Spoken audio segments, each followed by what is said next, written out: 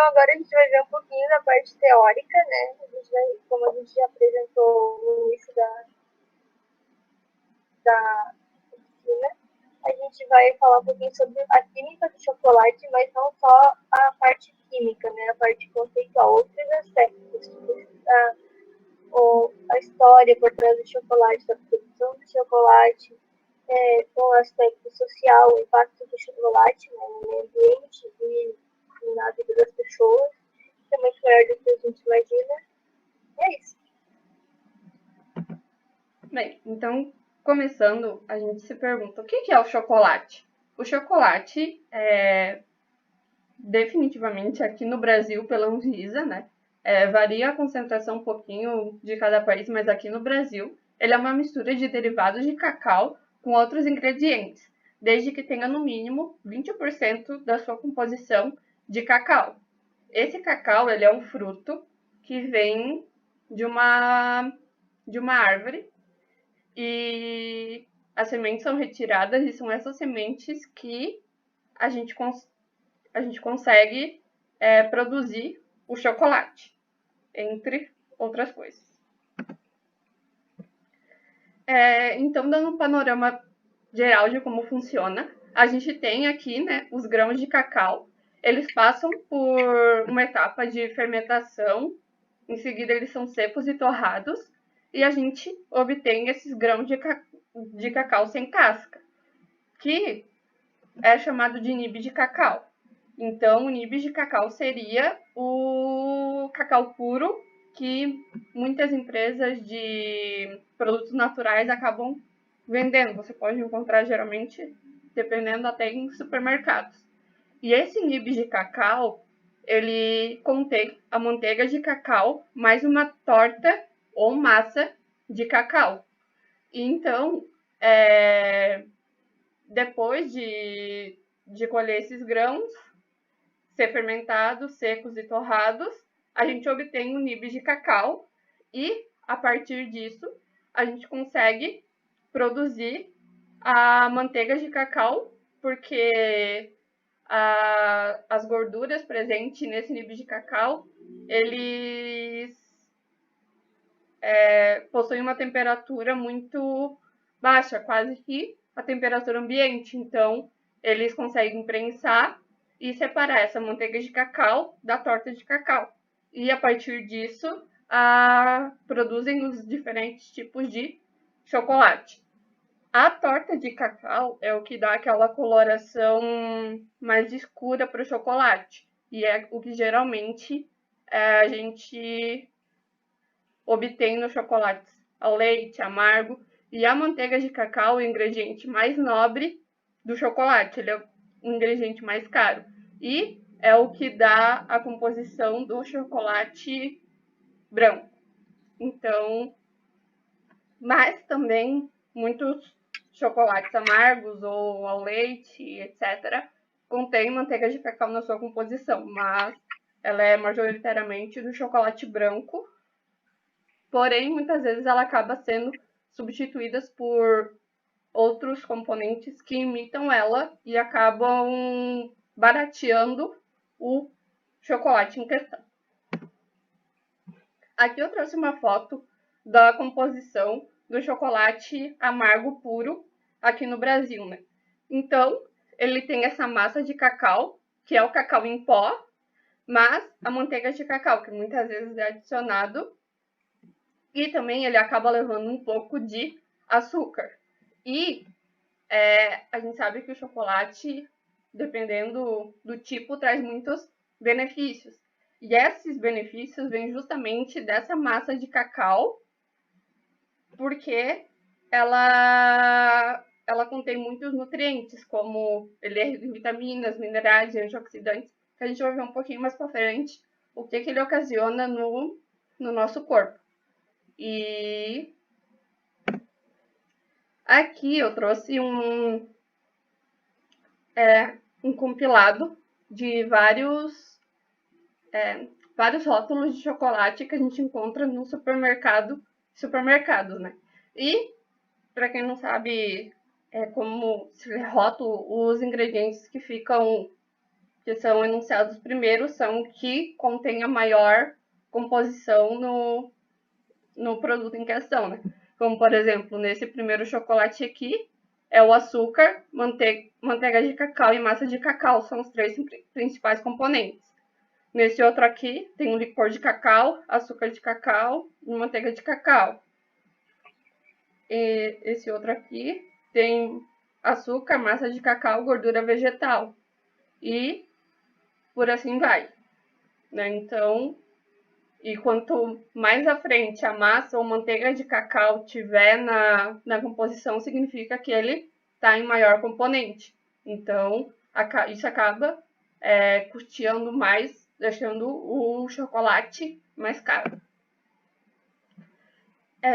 Para utilizar o chocolate em cobertura e para fazer com que ele não derreta ao toque, a gente precisa de um processo chamado temperagem, que a gente vai abordar um pouquinho mais para frente no experimento, na próxima aula. Mas dando um panorama geral rapidinho, ele é um processo, a temperagem é um processo em que o chocolate ele é derretido e para ser moldado no formato desejado. Então, a gente derrete ele, respira numa certa temperatura e aquece ele um pouquinho novamente para que ele receba um choque térmico. E nesse choque térmico, os cristais da manteiga de cacau ficam homogeneizados e asseguram essa nova forma. Então, fazem com que ele tenha mais brilho, com que ele não derreta tão facilmente. Mas, para isso, é preciso que exista uma boa temperagem para garantir que isso tudo seja feito. E aqui também a gente trouxe uma tabela que a gente vai discutir melhor depois no experimento, mas com as temperaturas de derretimento, resfriamento e do reaquecimento do chocolate amargo, meio amargo e do branco. Caso a gente não faça uma boa temperagem, a gente acaba comprometendo o chocolate, não vai ficar tão bonito, ele vai começar a derreter na nossa mão. Então, muitas vezes, as empresas, né, e pessoas que utilizam esse chocolate para cobertura acabam optando por outros tipos de chocolate, que são conhecidos como chocolate fracionado e chocolate hidrogenado. O que acontece nesses chocolates? Tanto a manteiga de cacau quanto essa massa de cacau são substituídos por outros tipos de gordura que se assemelham à manteiga e à massa de cacau. Elas conseguem resistir maior à temperatura, ou seja, elas não precisam passar por todo esse processo de temperagem. O chocolate fracionado, ele possui um pouco de chocolate puro na sua composição e um pouco de chocolate hidrogenado. E o chocolate hidrogenado é justamente a substituição total da manteiga e da massa de cacau por um outro tipo de gordura, por outro tipo de óleo, né, que vai se assemelhar e fazer esse mesmo papel dos componentes do chocolate, porém faz com que ele tenha uma resistência maior ao calor, à temperatura. Então, ele não precisa passar por esse processo de temperagem. Porém, ele acaba comprometendo principalmente o gosto. A gente sente aquele gosto ceboso de chocolate na nossa boca. Falando um pouquinho da história de como surgiu o chocolate, a gente tem conhecimento sobre isso lá dos anos 1500 a.C., no norte da América do Sul, né, daqui, viajantes de rotas comerciais, eles encontraram a semente de cacau e levaram ela para a América Central. Porém, só nos anos de 200 a 900 depois de Cristo, eles começaram a consumir esse cacau como alimento. Então, o México, eles utilizaram o cacau como oferenda aos deuses pelos maias. Já a semente, ele já passava por esse processo de ser fermentada, secada, tostada e moída, e formava essa pasta que eles consumiam com água, pimenta e farinha de milho, porque o gosto é muito amargo. Não sei se vocês já comeram nibs de cacau, mas se comerem gosto, ou até chocolate amargo, né? O gosto é muito amargo. Então eles adicionavam essas especiarias para poder consumir. Já nos anos 1400, os astecas eles dominaram a civilização maia e eles consumiam de uma forma um pouco diferente, onde essa pasta, essa bebida, eles adicionavam mel e especiarias e deram até nomes. Porém, essa bebida ela circulava somente entre os nobres, porque era muito difícil de ser fabricada, muito cara, e também porque eles tinham uma crença, né? E essa crença que eles tinham é de que essa crença, essa lenda que eles criaram para como o chocolate surgiu é de que os deuses, né? Um deus, ele criou essa bebida, né? O chocolate, e distribuiu para os nobres aqui na Terra. Só que os outros deuses, vendo o que ele tinha feito, se sentiram afetados por isso e expulsaram ele. Só que ele prometeu voltar. Só que essa lenda acabou permeando, né, por muitos anos e ela acabou sendo um dos fatores principais na época de 1521 a 1799, que foi mais ou menos a época em que os espanhóis chegaram para colonizar essa América aqui. Então, essa época coincidiu muito com as lendas que se passavam. Então, quando os espanhóis chegaram para colonizar, para deter essas terras, os astecas eles achavam que quem estava chegando era o Deus para voltar à sua terra e acabar compartilhando com toda a população. E eles não perceberam que era realmente uma colonização que não estava fazendo bem para eles e acabou facilitando o processo de colonização por parte dos espanhóis, porque eles acreditaram muito mais facilmente no que os espanhóis estavam propondo para eles. Então, com isso, os espanhóis, eles pegavam o cacau aqui da América e levavam para a Europa e adicionaram açúcar e também fizeram a bebida ser quente. Lá também eles distribuíam somente entre os nobres e nessa época existia muito trabalho escravo, porque os astecas eles acreditavam de bom grado por conta dessa lenda e também por outros fatores, né, nos espanhóis. Então eles acabavam utilizando muito mão de obra escrava. Já em 1828 foi criado a primeira máquina que extraía manteiga de cacau. Então, desse jeito, eles conseguiram criar o chocolate sólido e também de outras formas, né? Chocolate em pó e também fazer essa massa de cacau com mais facilidade. Então, começou uma certa produção. E essa certa produção foi criada em 1847, onde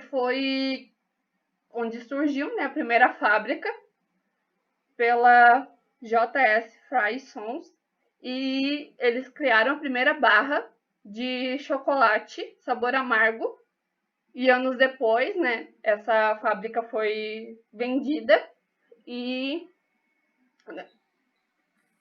anos depois essa empresa começou a produzir um outro tipo de chocolate, o creme bar, e em 1873 o primeiro ovo de Páscoa, os ovos de Páscoa começaram a circular pela população. Já em 1891 surgiu a primeira fábrica de chocolate aqui no Brasil, que foi fundada por imigrantes alemães lá no Rio Grande do Sul. Já em 1913 surgiu o chocolate branco, onde a Walter Baking Company publicou a receita de um tablete de baunilha adocicado, que eles batizaram como chocolate branco. Em 1938, aqui no Brasil, foram criados o Diamante Negro e o Bourbon Sonho de Valsa, e alguns anos depois também o Bis. E a gente pode ver que eles perduram até hoje e são um dos chocolates mais famosos aqui no Brasil.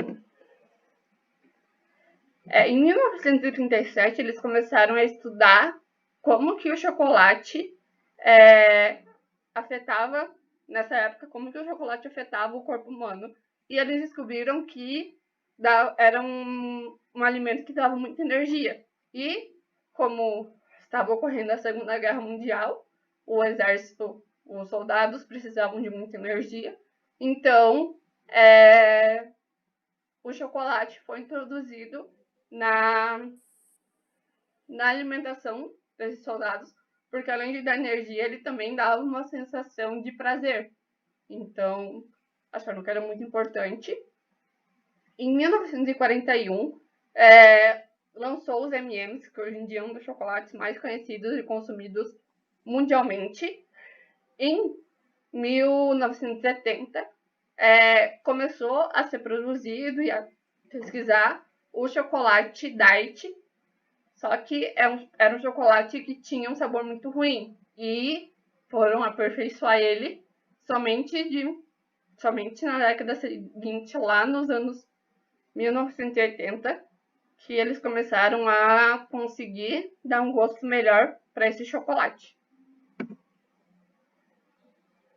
Já em 1955, uma pesquisadora chamada Chantel, ela estudou de fato, né, como que o chocolate afetava o corpo humano, tanto a dopamina, a feniletilamina e também como que esses 17 receptores de anfetamina são responsáveis pelo desejo de comer o chocolate. Só em 2005 é que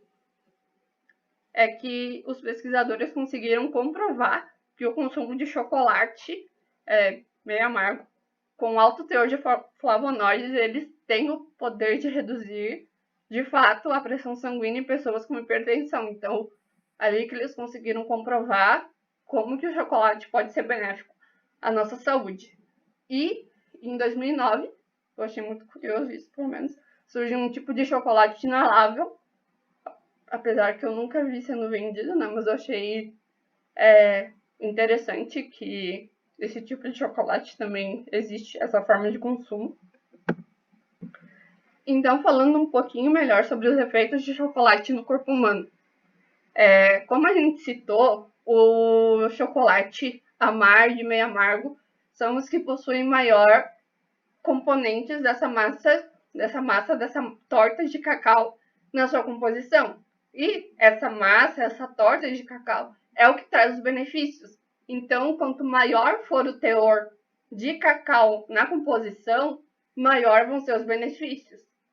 E quais são esses benefícios? De diminuir o risco de doenças cardiovasculares, estimular o sistema nervoso, melhorar a função cerebral e aumentar o fluxo de sangue, protege a pele do sol e proporciona a sensação de prazer e bem-estar. Ele pode também diminuir os riscos de câncer e prevenir a hipertensão arterial. Porém, o consumo excessivo está também muito atrelado à quantidade de gordura e o teor calórico do chocolate, porque muitas pessoas acabam consumindo os chocolates mais adocicados, com menos teor de cacau, por ser mais agradável ao paladar. Porém, pode causar excesso de peso, elevação da pressão arterial, taxas elevadas de glicose sanguínea, entre outros tipos de doença, né?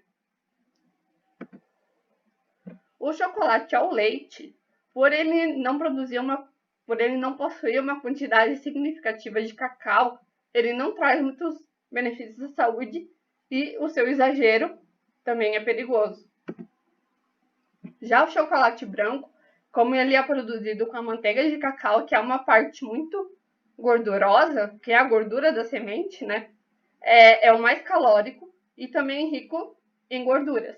Porém, como eu citei, né? Por ele ser um componente muito caro, ele acaba sendo substituído por outros alimentos, outros óleos, tipos de óleos que substituem essa manteiga, porém acabam sendo muitas vezes mais prejudiciais à nossa saúde. O chocolate meio amargo, quando ele tem uma concentração significativa de cacau, mais ou menos 40% para cima, ele tem um pouco de açúcar, né, comparado com a versão amarga, porém ele traz benefícios por conter uma porcentagem relativamente considerável dessa massa de cacau. Já o chocolate amargo é considerado chocolate com no mínimo 70% de cacau, e é ele o que dá todos aqueles benefícios que eu citei lá anteriormente naquela foto, né, de ser anti-inflamatórios, ter propriedades antioxidantes, atividades antiplaquetárias, entre outras coisas. O chocolate diet, eles apresentam um risco, porque eles também possuem uma maior quantidade de gordura que acabou sendo adicionada para melhorar um pouco o gosto. Já o chocolate com oleaginosas, que é aquele chocolate com amendoim, castanhas e afins, apesar de adicionar mais calorias, né, por você estar adicionando oleaginosas que contêm bastante calorias, eles são ricos em ômega 3, essas oleaginosas. Então, eles vão acabar dando um benefício de favorecer o sistema circulatório, melhorar a qualidade da circulação, porque também esse ômega vai diminuir o colesterol ruim e aumentar o colesterol bom. Então, os chocolates mais saudáveis, eles têm que ter poucos ingredientes, o ideal são apenas 2, que seria a torta e a massa de cacau, a torta e a manteiga de cacau. Quanto maior o teor de cacau, mais benefícios vai trazer, né? Por isso que o chocolate amargo é o mais indicado. Um maior teor de massa de cacau para aqueles que não forem 100% ou 70% acima. E também o cacau ele deve ser o primeiro na lista de ingredientes, né, que a gente discutiu anteriormente. Quanto for o menor teor de gordura, mais benéfico vai ser, e que essa gordura seja só proveniente da manteiga de cacau. E também que esse chocolate não possua ingredientes artificiais. Então, cumprindo todos esses requisitos e comendo um tabletinho por dia, né, que é o que é o indicado pelos nutricionistas, a gente consegue obter todos esses benefícios que o chocolate pode trazer na nossa vida. Falando um pouquinho sobre as pegadas ecológicas da produção de chocolate, como existem muitos ingredientes, né, a gente tem tanto cacau, quanto açúcar, quanto leite e entre outros, né, essa produção acaba tendo um impacto ambiental muito grande, principalmente no uso de água, né? A gente tem 3 tipos de águas principais, né? Que a gente conhece como água azul, que são as águas provenientes da fonte de água doce, que é a água que a gente consome, que é utilizado durante a produção, né, de um alimento que a gente vai consumir. A água verde, que é a proveniente da chuva ou do solo, que muitas vezes acaba regando as plantações, e entre outras coisas. E a pegada cinza, ou a água cinza, que é a água proveniente de resíduos, né? Por exemplo, a gente utilizou essa água azul durante a produção e uma parte dela vai ser descartada, né? Então, essa água que vai ser descartada é chamada de água cinza e ela é utilizada para diluir os poluentes e também para devolver. Posteriormente, a gente devolve essa água para ela ser tratada na rede de esgoto. As plantações de cacau, elas requerem grandes áreas para seu cultivo, né? Como a gente falou, a América, o norte aqui da América do Sul, a América Central e também uma parte aqui da África são os maiores produtores de cacau no mundo e ela requer uma grande área de cultivo, porque o cacau é a árvore de cacau é uma das plantas que demora muito para crescer e muitas vezes por conta de desmatamento ou também de queimadas, a gente acaba perdendo essas árvores, então elas requerem começar a plantação do zero. Então, além desse desmatamento, né, que a gente tem na plantação de cacau, a gente também tem um problema muito sério com a parte do trabalho escravo infantil. Se a gente pensar um pouco, isso já é proveniente, como eu citei anteriormente, desde a época da colonização, de quando os espanhóis retiraram o cacau aqui da América e levaram para a Europa. Lá, nessa época, eles já exploravam a civilização local e isso acaba permeando até hoje. Existem denúncias de locais que ainda utilizam trabalho escravo ou trabalho infantil para plantar e colher o cacau. Isso falando só do cacau, ainda também tem todo o impacto da produção do açúcar e também do leite, né? Entre outros. Então, a gente, nos outros grupos, falou um pouquinho sobre o processo de fabricação, né? Tem aquele vídeo dentro da fábrica de chocolate.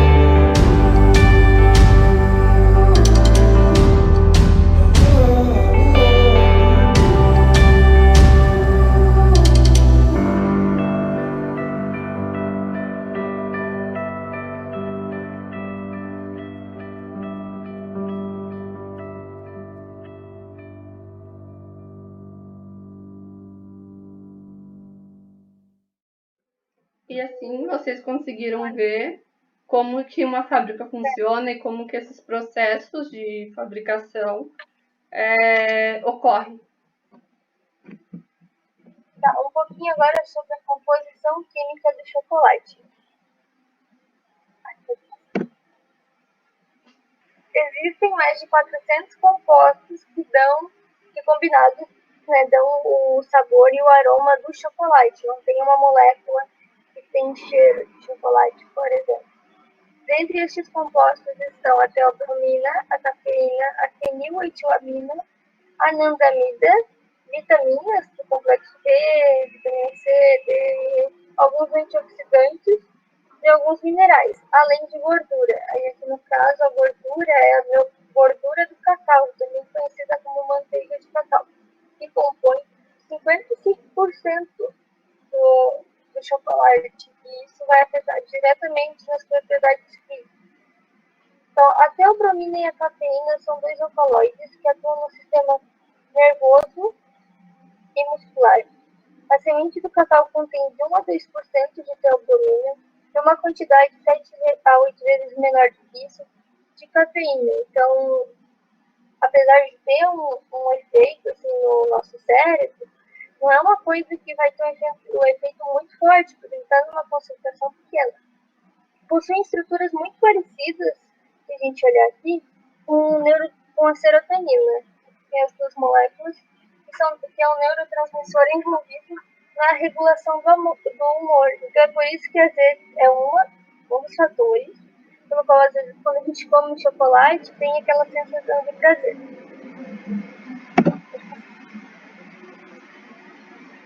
Outra molécula que influencia nessa sensação de prazer é a anandamida, porque ela é uma molécula que se liga ao mesmo neurônio receptor do THC, que é a substância da maconha que produz a sensação de brilho. Então, é por isso que a gente também tem uma sensação de prazer quando come chocolate. Não quer dizer que você vai ficar chapado por comer chocolate, não. A anandamida tem baixas concentrações no cérebro. A feniletilamina, ela aciona a liberação de dopamina no cérebro, porque aqui a gente tem a molécula da feniletilamina e da dopamina. A gente pode ver como as duas são muito parecidas. A diferença é que a dopamina tem dois OH aqui nesse anel benzênico, que é essa estrutura aqui, os carbonos ligados com ligações duplas interligadas. Então, é por isso que a gente também tem uma sensação de prazer quando come chocolate. Não quer dizer que você vai ficar chapado porque comeu chocolate, não. A anandamida tem baixas concentrações no cérebro.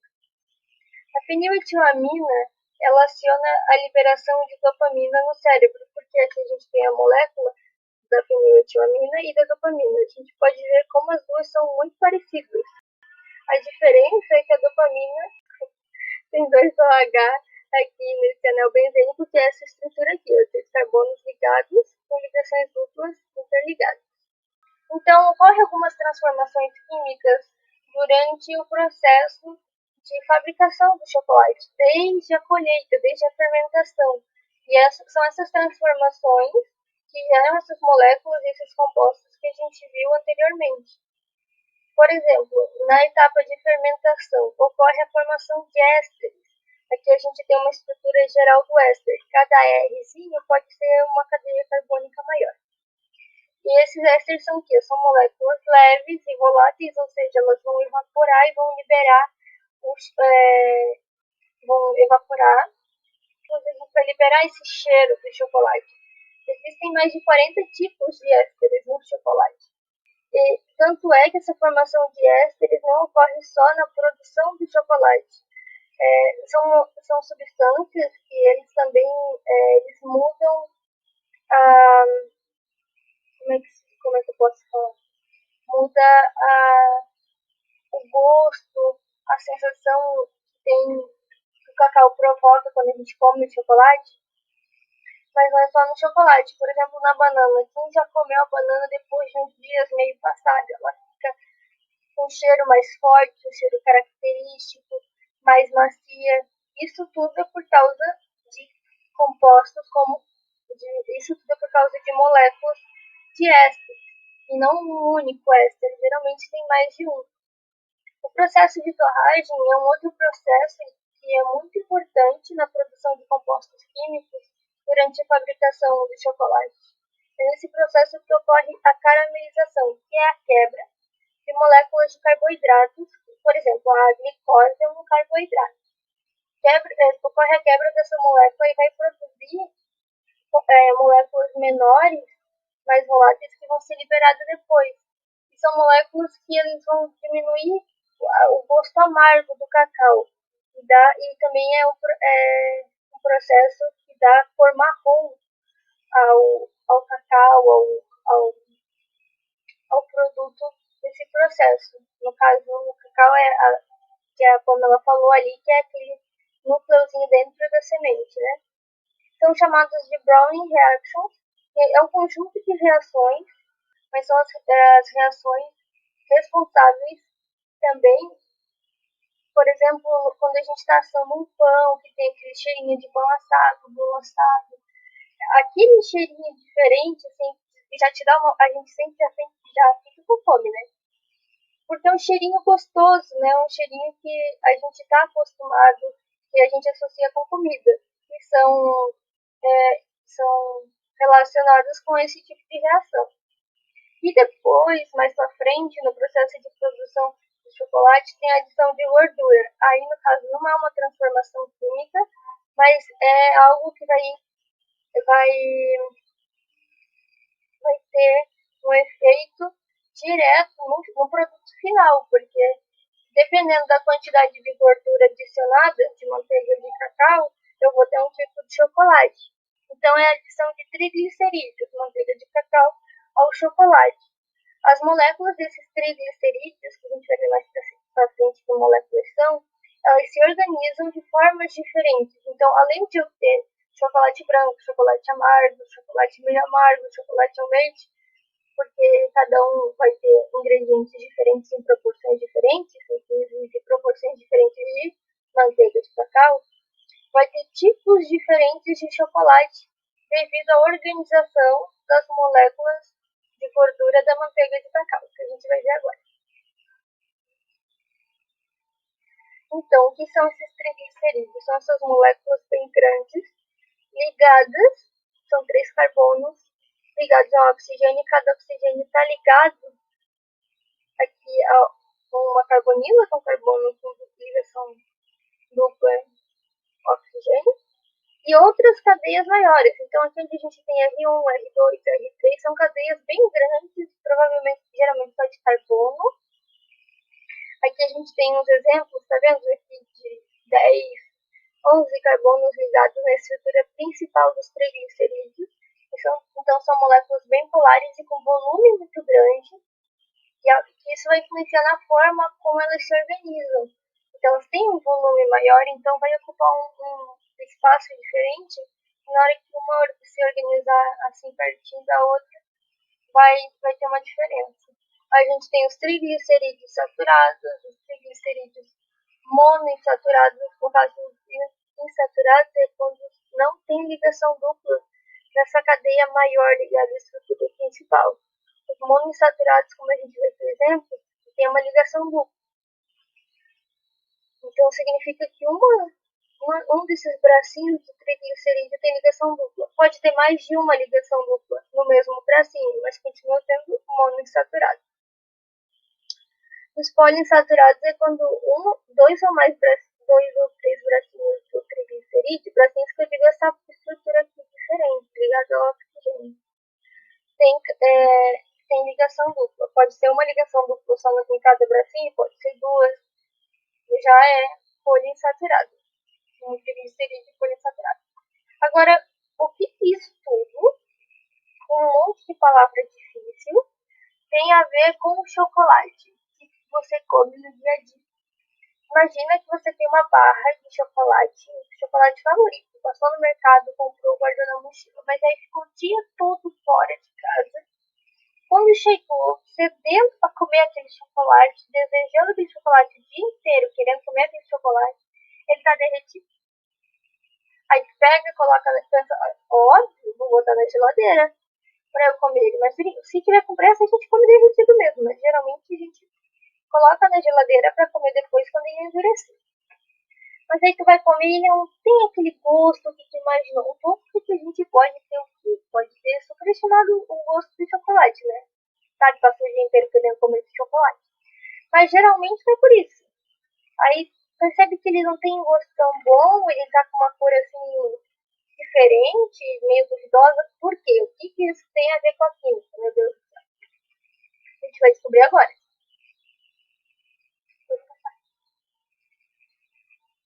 Aqui, chocolate pré-geladeira e chocolate pós-geladeira. Por quê? Por que isso acontece? Esse meme resume bem. Então, a gordura do cacau, que tem aquela estrutura bem grandona que a gente viu no slide anterior, do triglicerídeo. A gordura do cacau é um triglicerídeo. A gordura do cacau ela pode assumir 6 formas cristalinas diferentes. O que é uma forma cristalina? É a organização das moléculas no estado sólido. O nome disso, de se organizar de uma ou mais, de duas ou mais formas diferentes, mais de uma forma, é polimorfismo. Um composto que a gente de vez em quando ouve falar, que é polimórfico, dois compostos no caso que um é um polimorfo do outro, é o diamante e o grafite. O diamante e o grafite eles são compostos pelo quê? Carbono. Um carbono ligado ao outro. Só que o grafite, olha só como é ligado ao carbono, ele é ligado a outros 3 carbonos, e aí ele forma uma redezinha de folhas, basicamente ele forma folhas, e uma fica sobreposta à outra. E aí, a gente aqui não tem grafite em casa, não é? Não é mesmo? Então não tem, pelo menos se não é lapiseira, é lápis de escrever. Ele quebra muito fácil, justamente por causa dessa organização aqui dos átomos de carbono.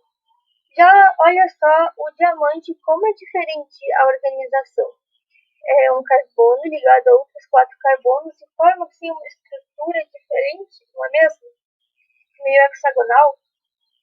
Então, a gente sabe que o diamante ele é muito duro, ele é uma das pedras, assim, dos minerais mais duros que existem. Inclusive ele corta o vidro. Mas o que ele é diferente do carbono? Do grafite, a forma como os átomos de carbono estão organizados. Porque quimicamente falando, é só carbono. Os dois. Então, quimicamente falando, os dois são iguais. Se olhar só a fórmula molecular, eles são iguais. Eu posso pegar carbono. Carbono não. Eu posso pegar o grafite e transformar em diamante? Em teoria, sim. Em teoria dá de fazer isso se eu aplicar uma pressão e uma temperatura muito grande, mas assim, muito grande, não tem como eu pegar e fazer isso em casa. Tem que ter um ambiente e condições que não são acessíveis para qualquer um.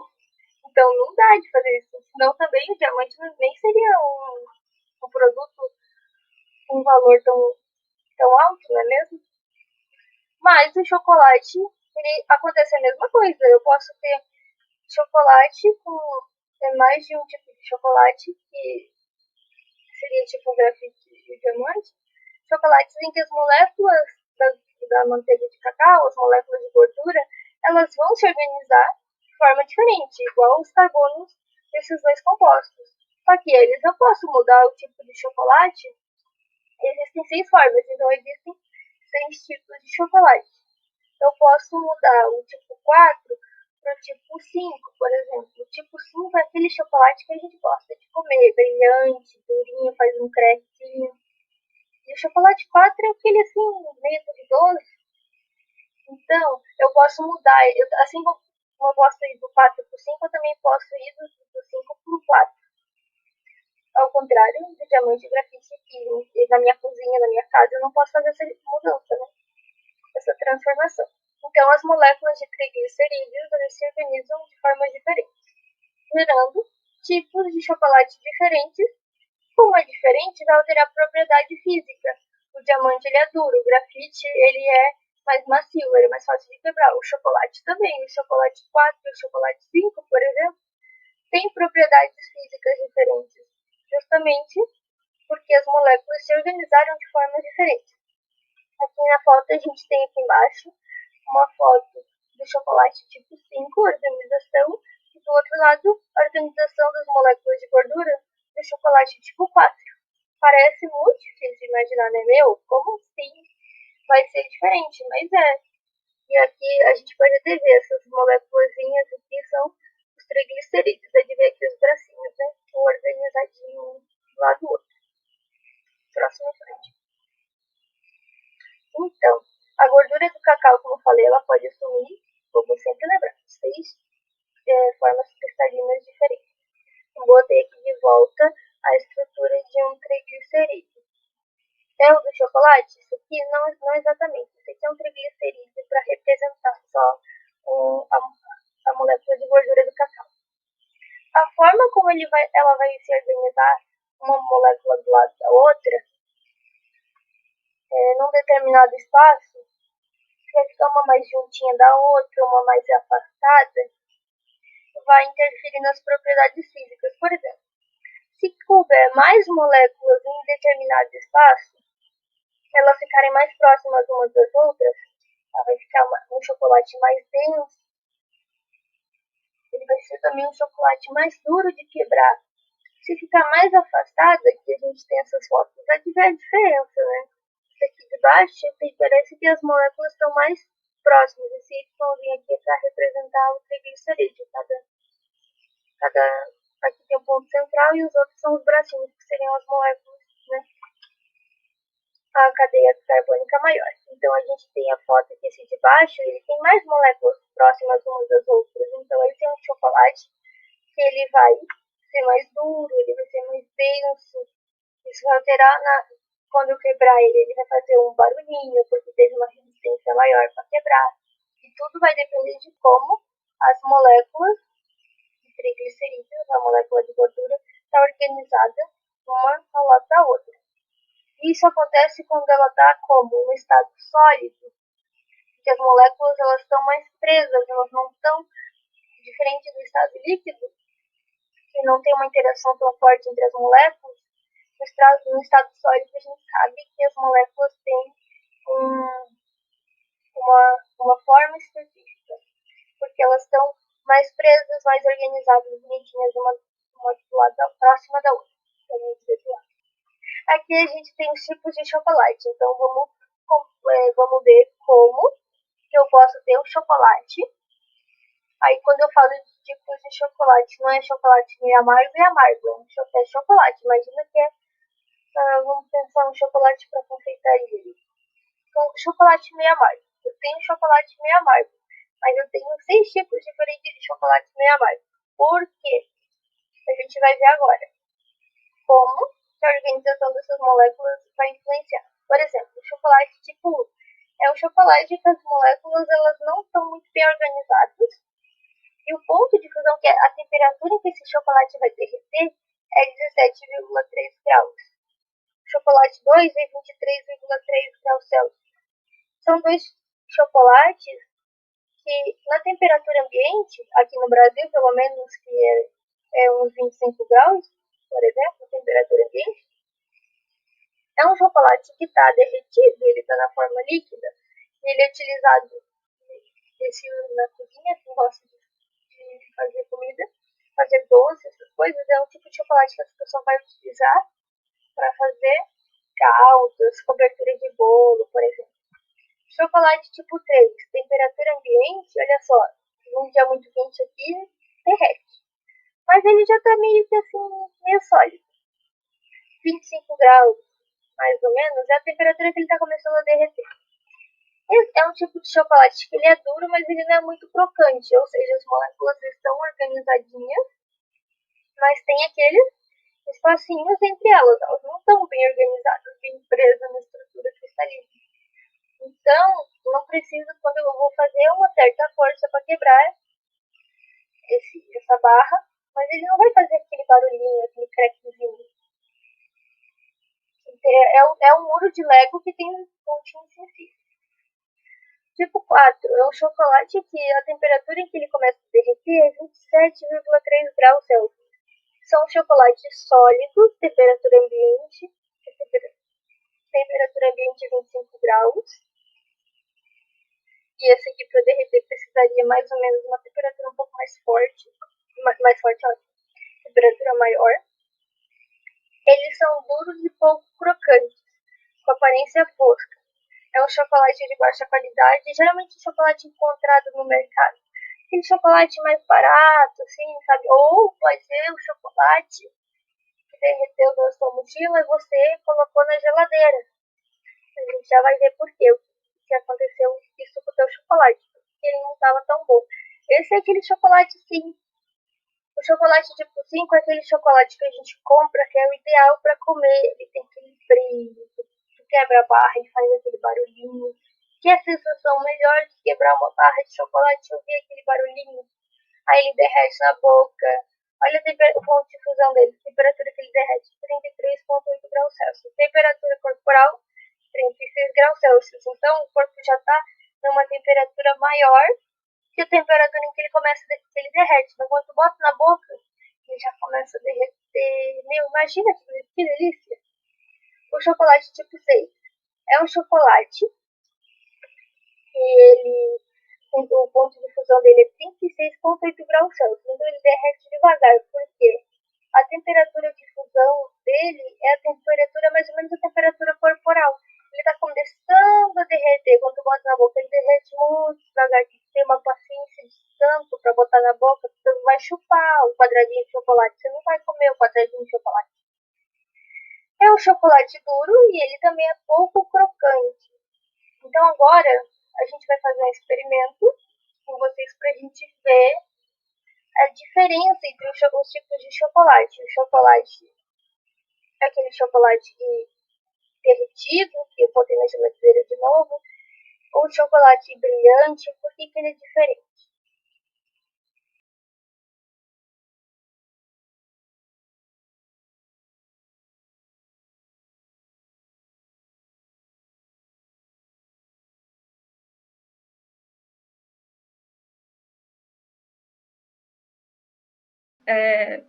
Vocês já tentaram fazer trufa em casa ou alguma receita com chocolate que precisasse, tipo, banhar alguma coisa? Sempre. Sempre. E o que vocês percebem quando vocês derretem o chocolate? E depois, quando ele solidifica de novo, o que acontece? A aparência dele fica um pouco diferente. Uhum. Fica mais fica meio claro. opaco, assim. Então a gente vai pensar um pouquinho melhor sobre isso.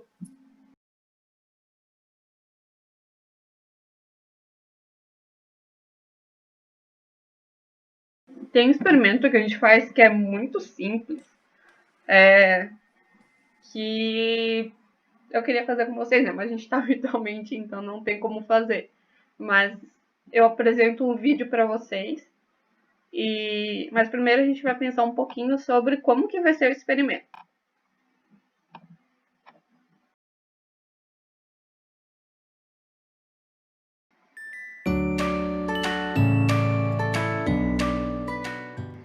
Você pode voltar. Então, vocês acabaram de ler o texto do experimento, né? Sim. Sim. Então agora a gente vai fazer a mesma ideia que a gente fez lá no início, quando a gente começou a discutir um pouquinho sobre o chocolate. O que vocês acham que vai acontecer quando vocês derretem o chocolate e colocam ele na geladeira? Quando vocês tiram ele, o que vocês acham que vai acontecer se vocês compararem com uma barra normal? A aparência muda. Eu acho que ele vai ficar mais opaco. Eu acho que o gosto também muda. Eu acho que vai ficar mais fácil de, por exemplo, depois que você tirar da geladeira, ele derreter logo, sabe? Mais alguma coisa? Então, essas são as opiniões de vocês de como que vai funcionar quando a gente derreter o chocolate e voltar com ele para a geladeira, né? Então, agora Isso. sim a gente vai ver o vídeo.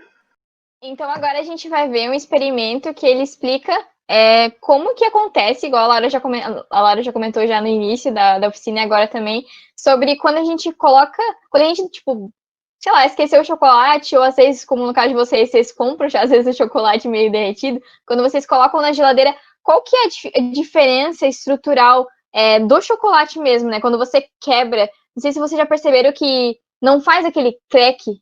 Você já percebeu que ele fica meio molengo, assim? Então, existe um motivo por trás disso, existe um motivo químico por trás disso. Vocês têm alguma ideia? Ou até mesmo não químico, mas alguma não sei, assim, algum palpite do que pode acontecer? Talvez Na minha aquilo que a gente tenha lido no texto dos Legos, que não voltam para o lugar. Eu pensava que não fazia o crack, que ficava mais esbranquiçado pela qualidade do chocolate não ser tão boa. Uhum. Tem algum chocolate, assim, que a gente vê, tipo, que não tem uma qualidade muito boa e o crack dele é diferente mesmo. Tem a ver também com a qualidade dele. Gente, tem muito chocolate que eu compro que não existe nem crack. Mesmo, não existe. Mas será que não é do próprio produto, tipo, ele não ter crack? É a textura dele que tem que ser mole, não sei. Então, em alguns casos é tanto pela qualidade ser inferior, mas em alguns casos o jeito que eles fazem realmente não precisa, ou eles não fazem pra ter isso, né? Mas o que a gente imagina mesmo quando a gente fala do crack é mais a barra, sabe? Quando você divide em quadradinho, que daí tem aquele crack. Mas geralmente a barra ao leite, não, só quando ela tá bem geladinha mesmo. Mas geralmente ela não porque tem. É a diferença. Aqui a gente normalmente tem até ao leite, mas realmente, Gia, a gente consegue perceber que ao leite ela tem um barulho menor mesmo.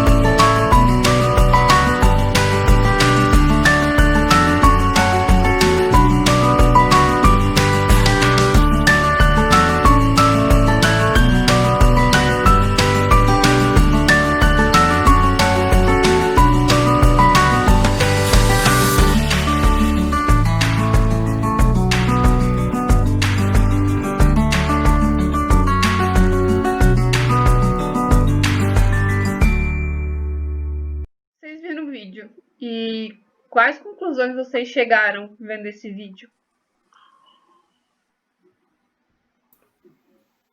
Das ideias, voltando ali, eu vou voltar para as ideias que a gente tinha inicialmente.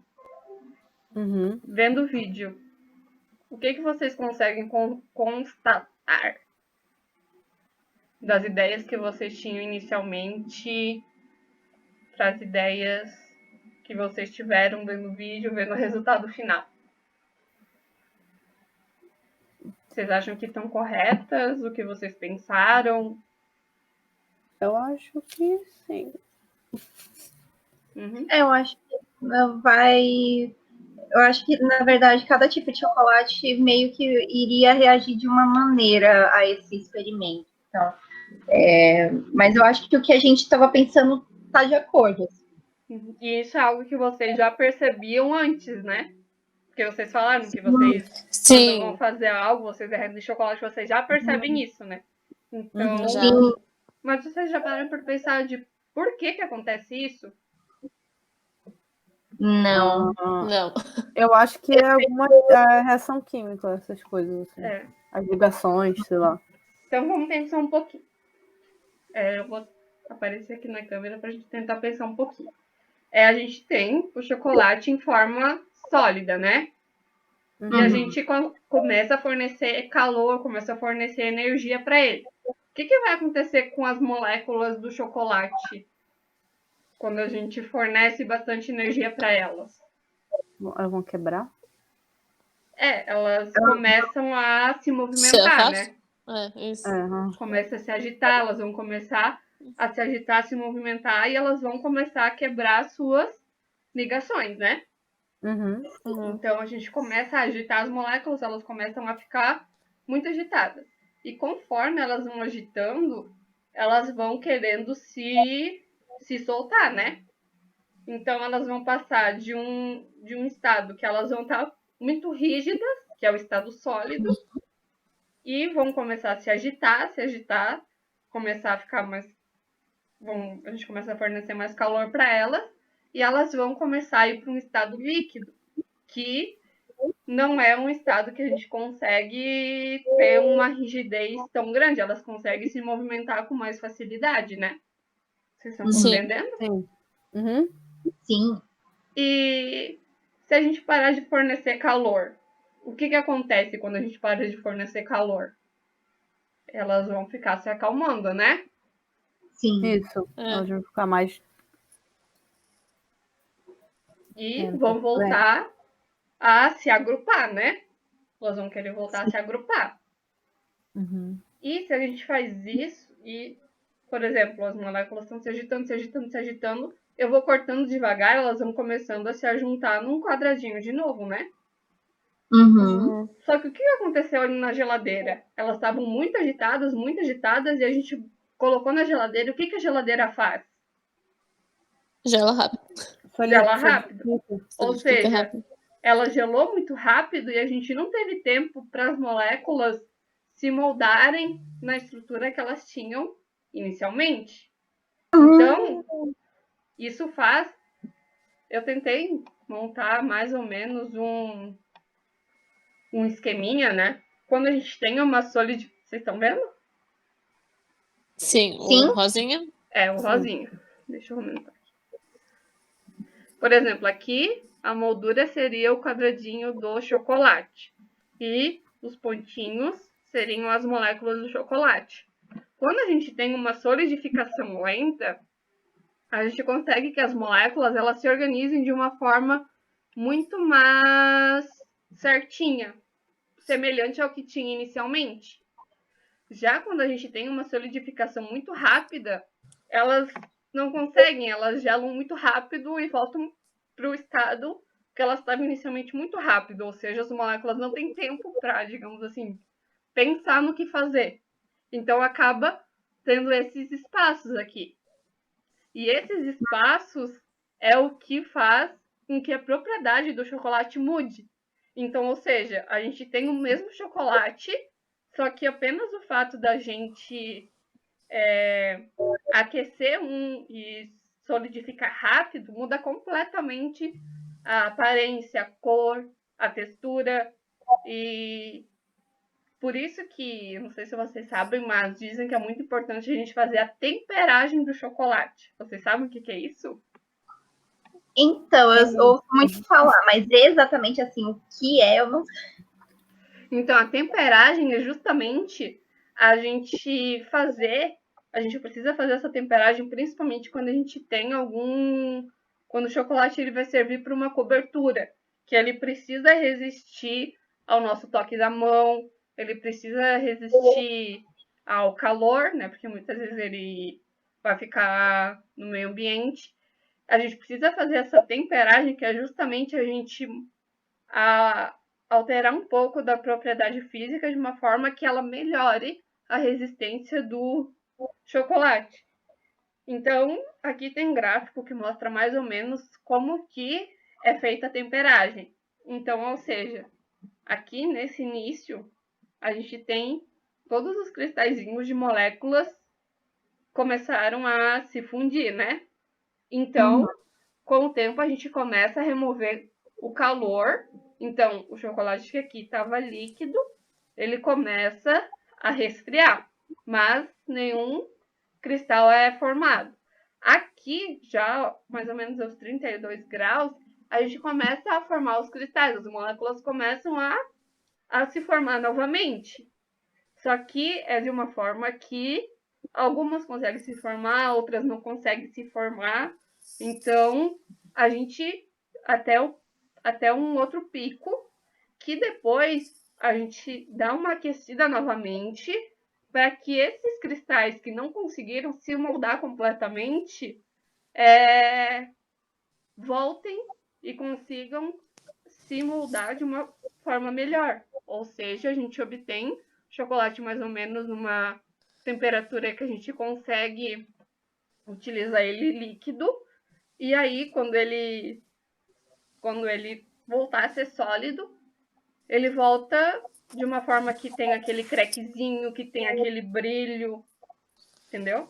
Por isso que a gente precisa fazer uma temperagem bem lenta e de forma certa, para que esse crack, para que a cor, para que ele ter brilho, se não vai acontecer igual aconteceu no experimento, dele ficar opaco, com gosto ceboso, sabe?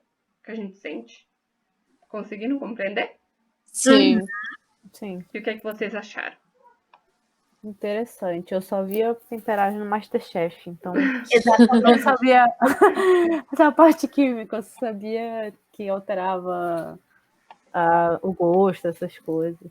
Uhum. Eu sabia que precisava fazer alguma coisa chamada temperagem, que eu não sei o que era, para chegar num ponto específico para ficar daquele jeito, mas como fazia e como funcionava, eu não tinha ideia.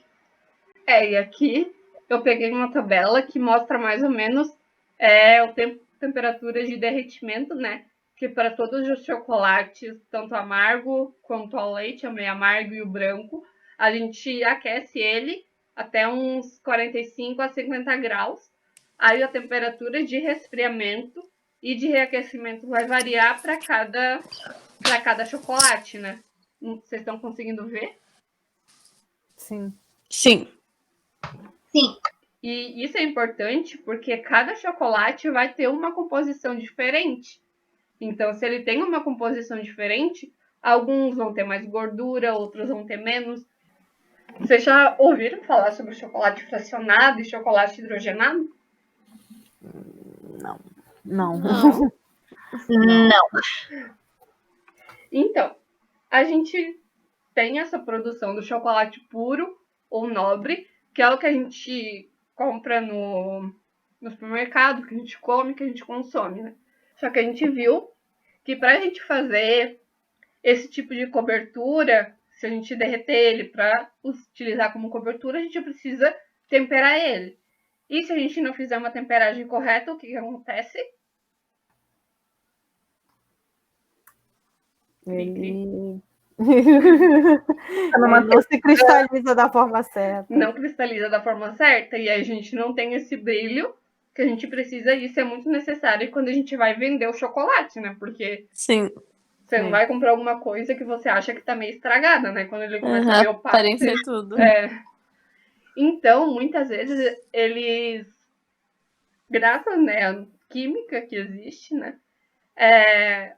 As fábricas, elas conseguem substituir essa manteiga de cacau, que é uma gordura, né? Então, por outro tipo de gordura que muitas vezes é mais barato. Então, e também não tem esse problema como que eu vou explicar? Que a manteiga de cacau, ela é muito sensível à nossa temperatura, por isso que a gente precisa temperar o chocolate, né?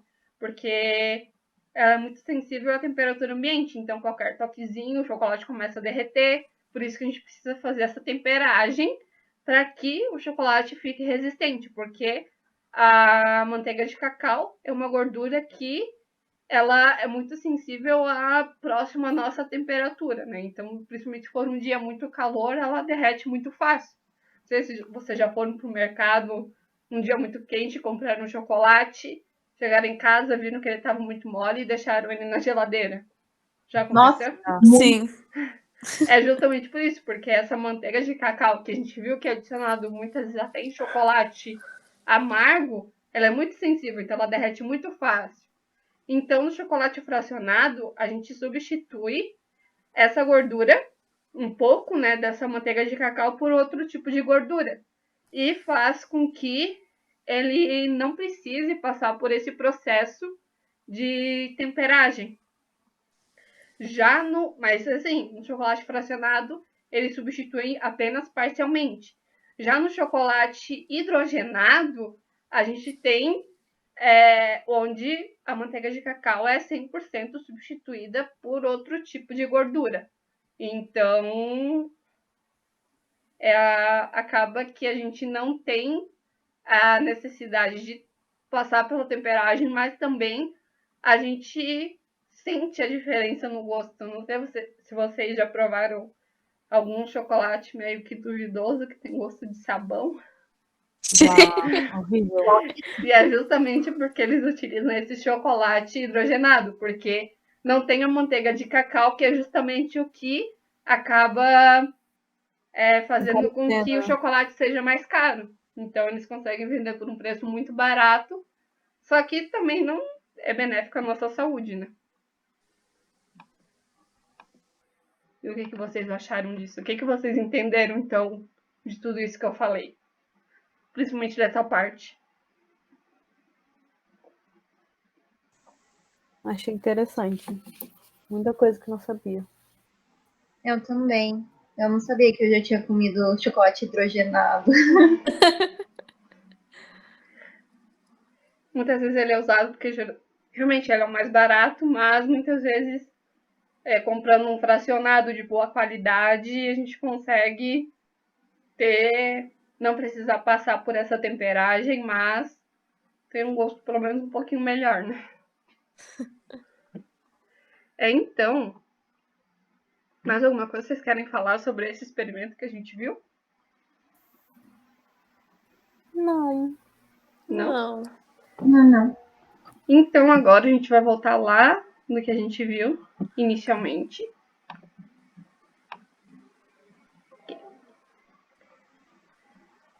Então agora eu quero que vocês olhem para as respostas iniciais que vocês me deram e também me falem se vocês concordam com tudo que vocês disseram inicialmente e se tem alguma coisa que vocês gostariam de adicionar. De tudo que a gente viu hoje nessa oficina, se tem alguma coisa que vocês gostariam de acrescentar, que vocês acharem interessante, que vocês não sabiam. Eu acho que o chocolate inalável foi uma coisa que a gente precisa colocar. Que pode trazer benefícios para o câncer, o amargo também. Eu acho que todo o processo de temperagem, porque eu não conhecia. Mais alguma coisa? É que é ruim para o meio ambiente. Eu não conhecia também as águas. Água azul, água verde. E que chocolate faz bem para a pele. Mais alguma coisa? Acho que não. Também acho que não. O que vocês acham que acontece? Vocês acham que tem a ver com o que a gente falou antes, da qualidade do chocolate? O que aconteceu? Que era a mesma barra, o chocolate da mesma barra, mas depois que ele foi derretido e resfriado, ele já estava diferente.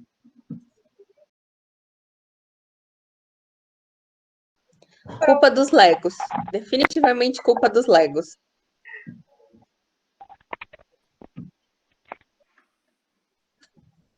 Eu acho que o fato dele ficar assim, na hora dele derreter, que é o famoso banho-maria, né? Não sei se vocês conhecem esse termo. E ele vai perdendo alguns legos, ele vai deixando o brilho, a textura, por conta desses Legos não terem voltado. Tá, a gente só tava balançando a cabeça e ninguém fala nada. A gente só tá Não, escutando por é- enquanto. É que no texto fala que as moléculas geram outras moléculas, e aí é muitas moléculas, né? Então a gente tô tentando raciocinar os Legos assim.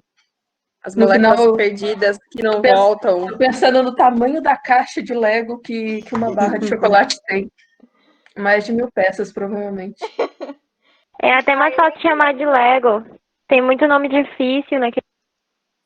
Muito nome difícil de molécula, então vai ser Lego.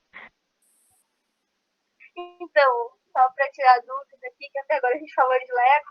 O Lego é o exemplo que eu dei para as meninas, depois que elas leram o texto, quando elas mandaram mensagem perguntando. Lego faria o papel, as pecinhas de Lego fariam o papel das moléculas. Então, eu vou compartilhar de novo, porque daí para mostrar para vocês que eu acho que com imagem fica mais fácil de ver.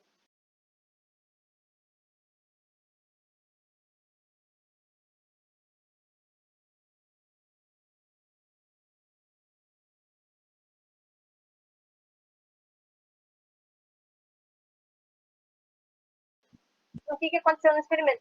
Eu botei, que vocês já falaram, o chocolate que foi derretido, ele não tinha tanto brilho enquanto o outro Sim, sim. tinha.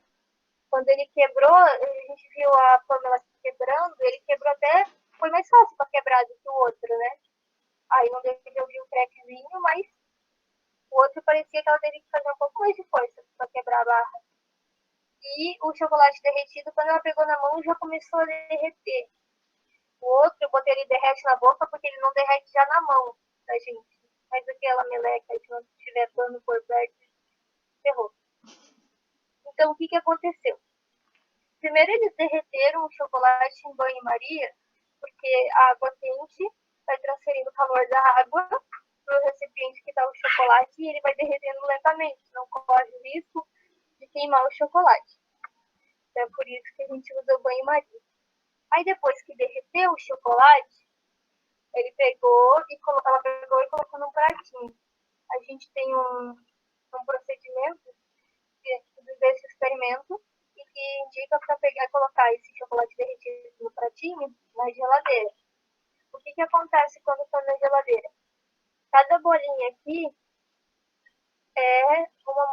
são moléculas de chocolate. Aí, por moléculas de chocolate, só para ficar mais fácil de compreender, na verdade a gente está falando da manteiga de cacau. Então, são as moléculas da gordura de chocolate. E o que aconteceu? Quando ela está no isso tem a ver com a química do estado sólido. Quando ela está no estado líquido, as moléculas elas estão mais livres. Tanto que líquidos dificilmente têm uma forma.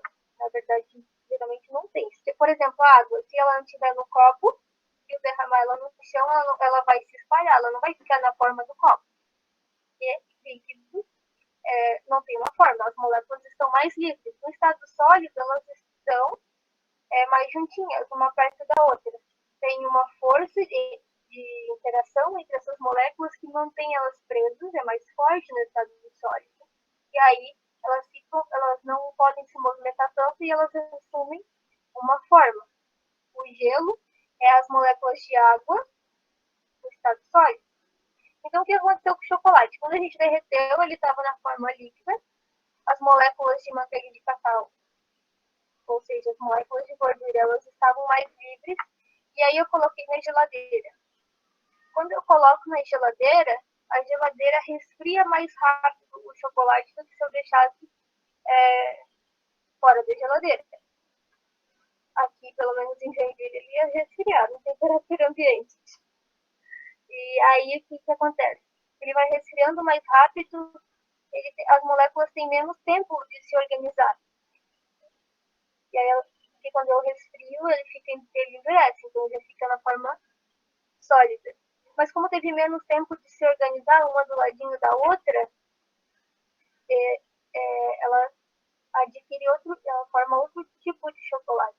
Porque existem, como a gente viu lá naquele texto, 6 tipos de chocolate que vão mudar de acordo com a organização das moléculas de gordura. Você imagina que aquele chocolate do experimento era um chocolate do tipo 5, que é aquele tipo que é mais gostoso de comer. As moléculas elas estão mais bem organizadas. E aí, depois do experimento, ele ficou aquele chocolate 4, o chocolate tipo 4. O tipo 4, as moléculas não estão tão organizadas. Peraí, eu tenho aqui uma foto. O nome disso é polimorfismo. É quando algo tem a capacidade de ter mais de uma forma, sem mudar a sua estrutura química. Por exemplo, um exemplo de polimorfismo que geralmente a gente vê na escola. Cadê o meu grafite e o diamante? O diamante, todos os dois são carbono. Quem aqui já ouviu falar nesse que é carbono? Pelo menos eu ouço falar direto. Carbono, mas eu estudo isso. O grafite é só carbono, o diamante é só carbono. Mas olha só como está organizado. Ai, cadê o mouse? Como está organizado os átomos de carbono no grafite. Eles formam uma lâmina. Já no diamante, cada carbono se liga a outros 4 carbonos e forma uma estrutura diferente. O que isso vai resultar? Propriedades diferentes. O grafite se quebra fácil, ele forma lâminas e é bem fácil de quebrar. O diamante provavelmente é um dos objetos mais duros que se conhece. A mesma coisa acontece com o chocolate. O chocolate tipo 5, ele se organiza. Ai, aqui. Ele se organiza. Estão vendo aqui? Tipo 5? Conseguem ver o mouse? Aham. Então, o chocolate do tipo 5, ele se organiza de uma forma. Essas aqui, que eu estou contornando com o mouse, são as moléculas de gordura. Elas se organizam de uma forma, o tipo 4 de outra. Agora, voltando para a analogia do Lego. Cada moléculazinha dessa é como se fosse uma pecinha de Lego. Aí imagina que você está montando um muro com Lego. Se você montar ele, você tem o tempo que quiser para montar um muro de Lego com o número X de pecinhas de Lego. Você vai montar com calma, botando uma do ladinho da outra, bem bonitinho. Não, imagina que o meu objetivo é fazer um muro bem fechadinho. Então não pode ter muito espaço entre as pecinhas. Se eu pegar e tentar aplicar uma força em cima desse muro, vai ser mais difícil de desmontar ele. Agora, se eu tenho esse mesmo número de pecinhas de Lego, mas eu tenho que fazer esse muro mais rápido. Imagina que eu estou competindo com alguém e eu tenho que fazer esse muro mais rápido que a pessoa. Eu vou pegar e vou botando as pecinhas de Lego formando o muro o mais rápido possível. Eu quero terminar em tijolo. Então pode ser que eu deixe uns espaços entre uma pecinha e outra. E aí esses espaços serão pontos fracos. Quando eu aplicar uma pressão ali, é onde provavelmente vai quebrar o meu muro. A mesma coisa acontece com o chocolate. Você pega e compara esses dois muros de Lego. É o muro todo bonitinho que eu tive todo o tempo do mundo de fazer. É o chocolate, aquele chocolate brilhante, bonito, gostoso. O outro chocolate tipo 4, quer dizer que é um chocolate de qualidade inferior. As peças não estão tão bem organizadas, então as propriedades dele vão ser diferentes. O chocolate tipo 5, ele vai ser mais resistente, eu vou precisar aplicar uma força maior para quebrar a barra. O outro, ele pode ficar até meio borrachudo. Porque dependendo do número de moléculas que eu tenho de gordura em um determinado quadradinho de chocolate, ele pode ser mais denso ou menos denso. E aqui a gente tem a foto de três tipos de organização de chocolate, de moléculas de chocolate. Esses negocinhos aqui representam a estrutura dos triglicerídeos. Olha só quanto, então, é isso que vai mudar entre um chocolate e o outro. Quando eu derreti ele e coloquei na geladeira, essas moléculas que antes estavam líquidas, estavam livres lá no líquido, elas começaram a resfriar e se organizar de novo. Mas a geladeira resfriou muito rápido, então elas tiveram que se organizar o mais rápido possível e não teve tempo de ficar bem organizadinho. Então, provavelmente, a qualidade do chocolate caiu. Aí aqui tem os 6 tipos de chocolate. Para evitar que aconteça isso, que diminua a qualidade do chocolate, o que a gente faz?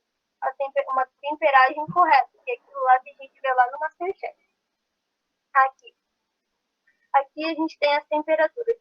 Dependendo do tipo de chocolate, você precisa de uma temperatura mais alta ou mais baixa, mas varia o quê? No máximo 2 graus Celsius. Primeiro derreto o chocolate, independente do chocolate se é branco, se é amargo, se é ao leite, enfim. Eu derreto ele em mais ou menos 45, 50 graus. Por quê? Se a gente pegar aquela tabelinha dos tipos de chocolate, o tipo 6 vai aumentando a temperatura em que o chocolate derrete, até o tipo 6. O tipo 6 é aquele chocolate que derrete mais ou menos em 32 graus, por aí. Então, a 50 graus eu garanto que todos os cristais, e quando o chocolate ele se organiza na forma sólida, ele forma o que a gente chama de cristal. Então, todos os cristais de chocolate, que a gente não consegue ver a olho nu, mas formam os cristalzinhos, todos os cristais eles derretem nessa temperatura. Então, daqui tem esse gráfico, olha só. Em cima, todos os cristais de gordura do chocolate estão fundidos, estão líquidos. Aí a gente faz um resfriamento do chocolate até 27 graus, mais ou menos. Quando chega em mais ou menos 32 graus, o chocolate só vai perdendo calor. Não chega a ter alguma mudança ainda nas estruturas de organização das moléculas. Quando de 32 a 27 graus, que é a temperatura do chocolate tipo 6 até o tipo 5, porque o tipo 4 ele começa a derreter só em 25 graus, não chegamos nessa temperatura ainda. E se a gente está resfriando, então, quando chega perto de 25 graus, o abaixando ele começa a solidificar, que é o processo inverso. Então, até 27 graus começa a formar cristais de chocolate tipo 5 e tipo 6, que são os de melhor qualidade. Aí eu pego e faço o quê? Eu começo e aumento a temperatura para 32 graus de novo. Para os cristais que são instáveis, o tipo 6, apesar de ele ser mais organizado, não é um chocolate que é o ideal para comer. Porque é um chocolate mais duro, ele demora para derreter na boca. A gente quer um que derreta na boca. Então, mais ou menos nessa temperatura que a gente vai ter que esquentar mais um pouco. E aí os chocolates que estão, os cristais de gordura que são do tipo de chocolate mais instável, tipo 6, eles começam a derreter e fica só os cristais de chocolate do tipo 5. Depois, o que o pessoal geralmente faz, não sei se a Laura viu isso no MasterChef, mas às vezes eles colocam pedacinhos de chocolate, de barra de chocolate junto, termina de derreter e deixa resfriar. Esse pedacinho de chocolate ele vai funcionar como semente, que a gente fala. Imagina que nesse pedacinho de chocolate ele tem a organização das moléculas de chocolate tipo 5. Aí quando ele derrete, ele não chega, e aí o chocolate, as moléculas de gordura dos outros tipos de chocolate, elas meio que imitam a organização daquele ali. E aí quando vai resfriando, porque eu já não vou continuar derretendo, quando eu coloco eles em mistura, ele vai ter o tiro do fogo e deixa resfriar. Provavelmente eles deixam geralmente assim numa bancada, não colocam na geladeira. E aí ele vai resfriando com o tempo, diferente do experimento que a gente colocou na geladeira. E aí ele vai assumindo a organização do tipo 5. Essa é mais ou menos como é feita a temperagem do chocolate.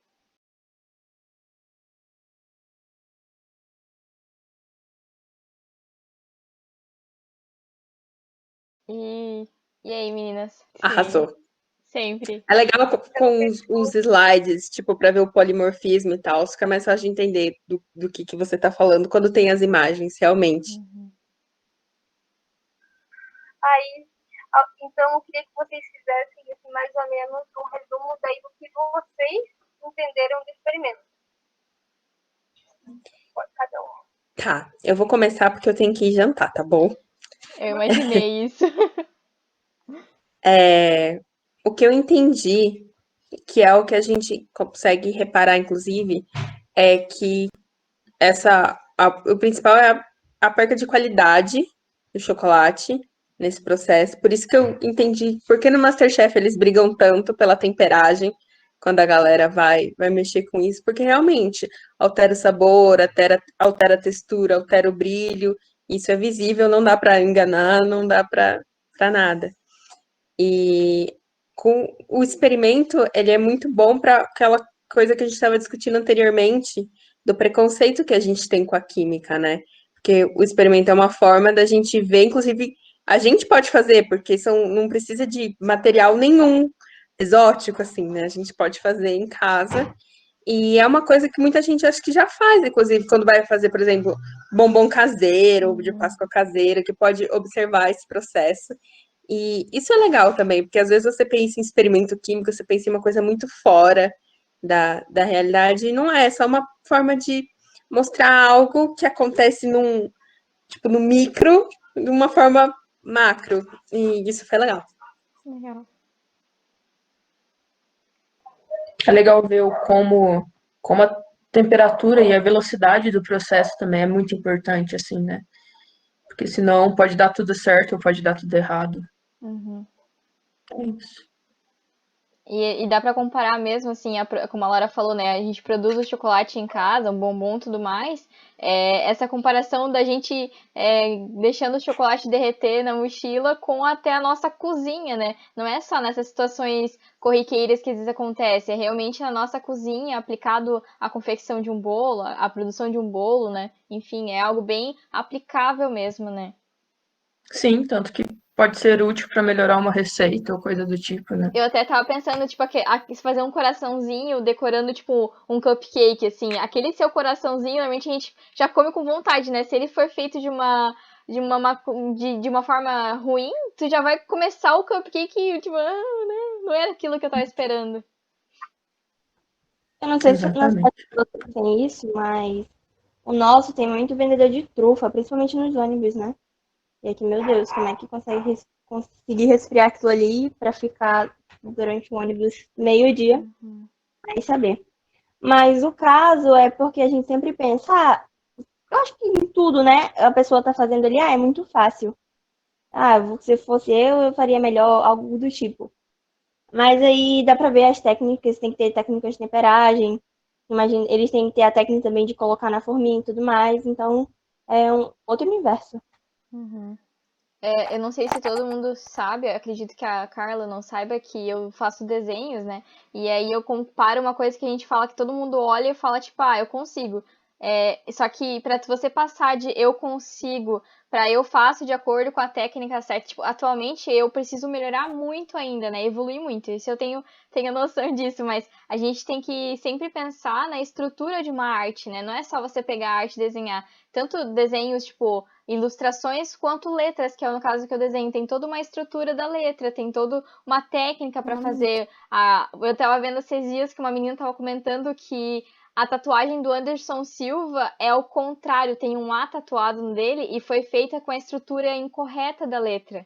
Então, tipo, imagina você passar a vida toda com uma tatuagem numa estrutura errada. Então eu penso a mesma coisa, sabe? E, tipo, comparando assim do chocolate. Tipo, você olha e você pensa, eu consigo fazer isso.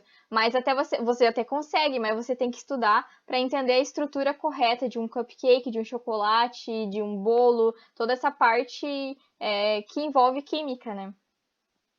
Realmente. Carla, eu acho que ganhou sua internet. A gente está conversando aqui o que a Isso. gente aprende de outro experimento e o que a gente entendeu aqui. Eu queria saber a sua opinião. Eu perdi uma parte do vídeo, né, por conta da internet. Mas de acordo com o que as meninas estavam falando, eu super concordo. Porque nada é tão fácil assim quanto a gente imagina, né? E para fazer o melhor, a gente tem que saber por onde começar. Então, assim, isso vai de bolo, vai de qualquer outra coisa. Como a Julia falou, ela faz a arte, então ela pode fazer. Mas para ela ser melhor, ela precisa ter uma instrução. Ela precisa seguir, né, uma regra. Então, eu acho que é extremamente importante a gente pegar essas instruções e não meter a cara assim, é fácil. Uhum. E até talvez, tipo, no início, na verdade, no início é importante, né? A gente até pensar assim, vou ir porque eu consigo, mas tem que passar da parte de eu consigo para você realmente saber o que tá fazendo e conseguir produzir algo melhor, né? Cada vez você vai evoluindo mais. Então, a sua motivação inicial, com certeza pode ser você consegue fazer, mas para você conseguir evoluir, você tem que entender o que tá fazendo. A mesma coisa que os livros da Laura, né? Tipo, não adianta ela só falar assim, sei escrever, beleza, eu vou escrever. Mas eu imagino que ela deve ter estudado muito para entender como que um romance funciona, como uma história funciona, como é que você consegue envolver um leitor, né? Eu quem diga. Verdade. Eu queria saber se para vocês fez sentido, depois desse experimento, entender sobre o polimorfismo. Fazendo o experimento e vendo sobre o polimorfismo, fez sentido se vocês conseguiram aprender alguma coisa de química que talvez fosse muito distante, por exemplo, se você aprender na escola com exemplos do diamante e do grafite. Por Muito exemplo, mais. a gente consegue mudar os tipos de chocolate, vai transformar grafite em diamante como? Fez muito mais sentido. Talvez a gente não guarde todos os nomes, todas as estruturas, mas sim, com certeza o básico, assim, o principal, a gente consegue pegar muito melhor depois do experimento. Sim, sim. Até mesmo se a gente for conversar hoje sobre chocolate, eu ouvir alguém falando, eu vou querer falar pra pessoa o que eu aprendi, sabe? Não, Legal. calma, não é Ai, que assim. legal. Ou quando a gente vê o chocolate derretido na loja, a gente vai pensar 2 vezes antes de comprar. É verdade. E a gente vai lembrar das Então, moléculas. Manda. A gente Aí vai você saber chega, por quê. moça, então, senta aqui, eu vou te explicar por que você tem que me dar desconto nesse chocolate. Porque as moléculas dele, moça, estão todas erradas. Você não tá entendendo. Pega aquela caixinha de Lego ali, vem cá. Mais ou A, menos assim. a cada légua menos é menos um centavo, tá, moça? E são essas coisas que ajudam a diminuir um pouco o preconceito que a gente tem com a química, porque o preconceito é real, gente. O preconceito com a química, ele é real, principalmente quando a gente vê fórmulas e nomes e etc. Mas quando a gente consegue casar a química com uma coisa tão agradável quanto chocolate, e mais do que isso, com uma coisa tão real quanto chocolate, já cai 80% do preconceito que a gente tinha com ela. Passa a se tornar uma coisa divertida até. A gente brinca e tal, mas realmente é uma coisa prática, divertida de você pensar. E a gente vai sempre pensar nisso quando for comer chocolate, tenho certeza. Legal. E as Em geral, né? também foi muito legal. A parte da analogia do Lego realmente ajuda muito, principalmente para mim, que eu gosto muito de estudar com analogias, e a parte do experimento. Porque um estudante do ensino médio, foi o que eu falei do negócio das provas, a gente só estuda para passar na prova mesmo. Mas a gente olhando ali, vivenciando, eu posso fazer isso em casa, por que não? Então já é outro universo, outra coisa, é muito legal. Eu tinha esquecido de falar da pergunta de por que o chocolate fica esbranquiçado. No experimento, a gente viu um chocolate de uma qualidade melhor decair para uma qualidade inferior. Quando o chocolate, às vezes, por exemplo, você compra um já derretido, chega em casa e faz uma temperagem, então ele sai de uma qualidade inferior para uma qualidade superior. O que pode acontecer é ficar algumas moléculas de triglicerídeos, que é o nome técnico da gordura do cacau. Ainda, apesar da estrutura já estar em estado sólido, algumas moléculas estarem ali no meio líquidas, estado meio líquido, e elas conseguirem chegar até a superfície. Quando chega na superfície, ela vai resfriar mais rápido, e aí ela vai ficar meio que separada das outras que já estão numa estrutura já definida. E aí, quando ela endurecer, ela vai ficar aquele esbranquiçado, que é a cor, se vocês olharem, da manteiga de cacau, meio amarelada, branco, meio amarelado. Então, quando fica aquele esbranquiçado na barra de chocolate, não é porque tem mofo, é porque é manteiga de cacau. O nome desse efeito é afloramento, que é quando a gordura vem para cima. E aí fica aquele esbranquiçado na barra de chocolate. Obrigada, Hermes. Eu posso fazer uma pergunta? Pode. Como a gente pode saber quando o chocolate está estragado? Além de provar, claro, a gente vai provar, vai ver um gosto bem ruim. Mas, tipo, olhar assim e falar, não tá certo. Tem alguma dica? Tem a ver com química? Então, geralmente, quando você compra a barra, ela vem com o prazo de validade, né? Se você não sabe, é difícil realmente saber. Eu acho que provavelmente o cheiro vai mudar, Isso. alguma coisa assim, porque os compostos químicos que estão ali dentro, eles vão se decompor em outros. Então, ele não vai ter aquele cheiro tão característico e a aparência característica do chocolate. Tá, ok. Não sei se eu tirei a sua dúvida. Não, tirou. Qualquer coisa eu pesquiso depois. Então, meninas, vocês têm mais algum comentário para fazer em relação? Tranquilo? Acredito que não. Então, gente, é isso então, né? Eu quero agradecer vocês de novo por terem aceitado participar. E saibam que qualquer dúvida que vocês tiverem, vocês podem enviar uma mensagem para vocês, né? A gente disponibilizou o nosso contato, não fiquem à vontade. Se algum momento surgir alguma dúvida assim, ei, tô aqui na loja, alguma coisa assim, sabe? Podem ficar à vontade. Se a gente não souber, a gente pesquisa também. E é isso então, gente. Muito obrigada por terem participado. Foi um prazer, obrigada pelo convite. Obrigada. Mandaram muito bem. Obrigada. Obrigada. Muito obrigada. Legal. Muito obrigada, meninas. Eu amei de verdade. Vocês são incríveis. Que bom. Obrigada. Então, tchau, gente. Tchau. Tchau. Tchau. Então, aqui a gente trouxe umas referências que a gente utilizou para fazer essa apresentação e para montar a oficina. Se alguém tiver curiosidade, eu indico principalmente esse artigo, Chocolate, a Marvelous Natural Product.